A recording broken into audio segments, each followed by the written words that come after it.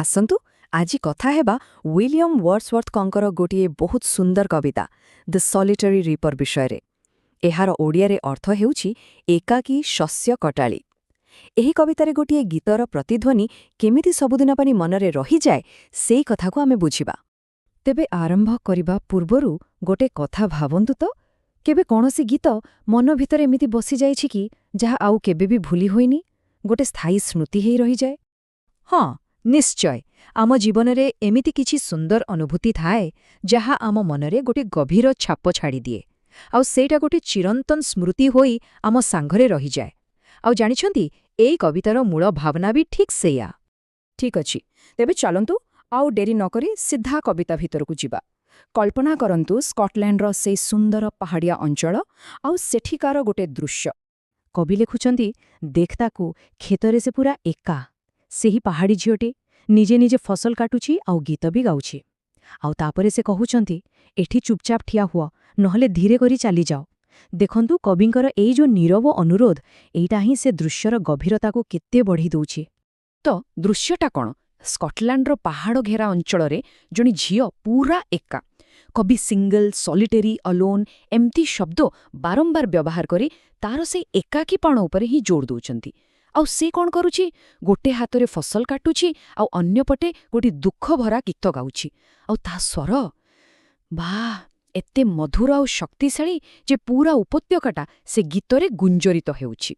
ଆଚ୍ଛା, ଏଠି ହାଇଲ୍ୟାଣ୍ଡ ଲାସ୍ ବୋଲି ଯୋଉ ଶବ୍ଦ ଅଛି ତାର ମାନେଟା ଟିକେ ବୁଝିନେବା। ଏହାର ସିଧାସଳଖ ଅର୍ଥ ହେଲା ସ୍କଟଲ୍ୟାଣ୍ଡର ପାହାଡ଼ିଆ ଅଞ୍ଚଳରେ ରହୁଥିବା ଜଣେ ଝିଅ। ଏଇ ଗୋଟିଏ ଶବ୍ଦରୁ ହିଁ ଆମକୁ କବିତାର ପୁରା ପରିବେଶଟା ଜଣାପଡ଼ିଯାଉଛି। ଆଉ ଏବେ ଆସୁଛି ସବୁଠୁ ମଜାଦାର ଅଂଶ। କବି ଏଠି ସେ ଝିଅର ସ୍ୱରକୁ ଏମିତି କିଛି ଜିନିଷ ସହ ତୁଳନା କରିଛନ୍ତି ଯାହା ଶୁଣିଲେ ଆଶ୍ଚର୍ଯ୍ୟ ଲାଗିବ। ସେ କହୁଛନ୍ତି, ତା ଗୀତ ପ୍ରକୃତିର ସବୁଠୁ ବଡ଼ ଗାୟକଙ୍କୁ ବି ହରାଇଦେବ। କବି କ'ଣ କହୁଛନ୍ତି ଶୁଣନ୍ତୁ। ସେ କହୁଛନ୍ତି ଯେ କୌଣସି ନାଇଟିଙ୍ଗେଲ୍ ପକ୍ଷୀ ବି ଏତେ ମଧୁର ସ୍ୱରରେ କେବେ ଗାଇନଥିବ, କିମ୍ବା କୋଇଲିର ଏତେ ରୋମାଞ୍ଚିକର ସ୍ୱର ବି କେବେ ଶୁଣାଯାଇନଥିବ। ଭାବିଲେ କେତେ ବଡ଼ ତୁଳନା। ଏହି ତୁଳନାଟାକୁ ଆଉ ଟିକେ ଭଲ ଭାବରେ ଦେଖିବା। ଦେଖନ୍ତୁ, ସେହି ଏକାକୀ ଝିଅଟି ଗାଉଛି ସ୍କଟଲ୍ୟାଣ୍ଡର ପାହାଡ଼ରେ, ଆଉ ଶୁଣୁଛନ୍ତି କବି, ଯିଏକି ପୁରା ମନ୍ତ୍ରମୁଗ୍ଧ। ଅନ୍ୟପଟେ ନାଇଟିଙ୍ଗେଲ୍ ପକ୍ଷୀ ଗାଏ ଆରବ ମରୁଭୂମିରେ କ୍ଳାନ୍ତ ଯାତ୍ରୀମାନଙ୍କୁ ଶାନ୍ତି ଦେବା ପାଇଁ। ଆଉ କୋଇଲି, ସେ ଗାଏ ହେବ୍ରାଇଡ୍ସ ଦ୍ୱୀପପୁଞ୍ଜରେ ନୀରବତାକୁ ଭାଙ୍ଗିବା ପାଇଁ। କିନ୍ତୁ ଏ ସମସ୍ତଙ୍କ ଭିତରେ ସେହି ଝିଅଟିର ଗୀତରେ ପ୍ରଭାବ ହିଁ ସବୁଠୁ ବେଶୀ, ସବୁଠୁ ଗଭୀର।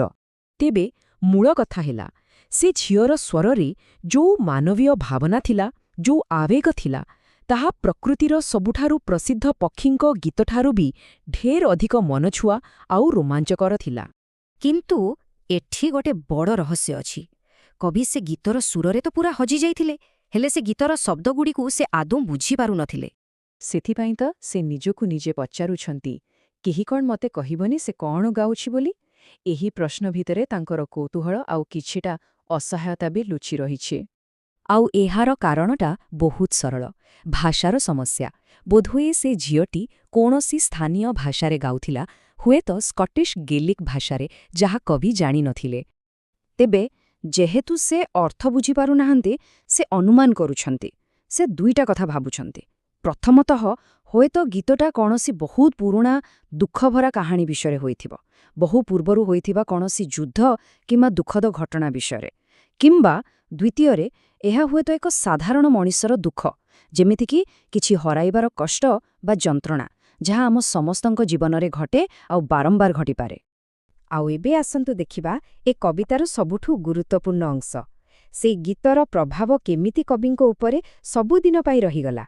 ଶେଷରେ ଯାଇ ଦେଖିଲେ ଗୀତର ବିଷୟବସ୍ତୁ କ'ଣ ଥିଲା ସେଇଟା ଆଉ ଗୁରୁତ୍ୱପୂର୍ଣ୍ଣ ଲାଗିଲାନି। କବି ସେ ସ୍ୱରରେ ଏମିତି ହଜିଗଲେ ଯେ ସେ ପୁରା ସ୍ଥିର ଓ ନିଶ୍ଚଳ ହୋଇ ତାକୁ କେବଳ ଶୁଣି ଚାଲିଲେ। କାରଣ ସଙ୍ଗୀତର ଭାବନା ଏତେ ଶକ୍ତିଶାଳୀ ଥିଲା ଯେ ତା ଆଗରେ ଶବ୍ଦର କୌଣସି ଆବଶ୍ୟକତା ହିଁ ନଥିଲା। ଆଉ ଶେଷରେ କବି ଲେଖୁଛନ୍ତି, ଏଇ ଦୁଇଟି ଅବିଶ୍ୱାସନୀୟ ଧାଡ଼ି, ସେଇ ସଙ୍ଗୀତକୁ ମୁଁ ମୋ ହୃଦୟରେ ସାଇତି ରଖିଲି ବହୁତ ଦିନ ପରେ ବି, ଯେତେବେଳେ ସେ ସ୍ୱର ଆଉ ଶୁଭୁ ନଥିଲା। ଏଇଟା ହିଁ ପୁରା କବିତାର ସାର। ଏଥିରୁ ଆମେ କ'ଣ ବୁଝିଲେ? ମୂଳ କଥା ହେଲା, ଆମ ଜୀବନର କିଛି ଗଭୀର ଆଉ ସୁନ୍ଦର ଅନୁଭୂତି ଆମ ଉପରେ ଏକ ଚିରସ୍ଥାୟୀ ପ୍ରଭାବ ପକାଏ। ଆଉ ସେଗୁଡ଼ିକ ସବୁଦିନ ପାଇଁ ଆମ ଜୀବନର, ଆମ ସ୍ମୃତିର ଗୋଟେ ଅଂଶ ହୋଇ ରହିଯାଏ।